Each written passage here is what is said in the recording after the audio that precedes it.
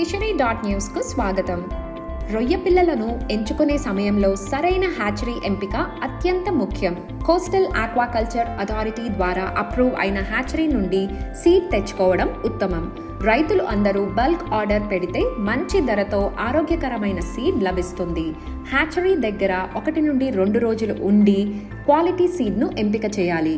Polymerase chain reaction test చేయించి సీడ్లో white spot syndrome, IHP మరియు IHHNV అనే వ్యాధులు లేవని నిర్ధారించుకోవాలి.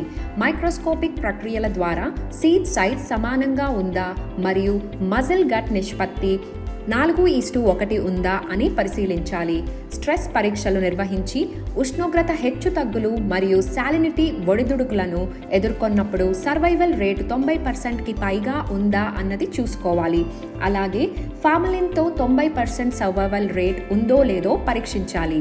చివరిగా 200 నుండి 300 పిల్లలను టబ్లో వేసి టబ్ని క్లాక్ వైజ్లో తిప్పితే చురుగ్గా ఉన్న పిల్లలు యాంటీ క్లాక్ వైజ్కు వ్యతిరేకంగా తిరుగుతాయి. 90% పిల్లలు అలా తిరిగితే ఆ సీడ్ను నాణ్యమైన సీడ్గా ఎంపిక చేసుకోవచ్చు. ఈ విధంగా సరైన సీడ్ ఎంపిక చేసుకొని ఆక్వాకల్చర్ చేస్తే లాభాల బాట పట్టవచ్చు. మరిన్ని అప్డేట్స్ కోసం fishery.news ఫాలో అవ్వండి.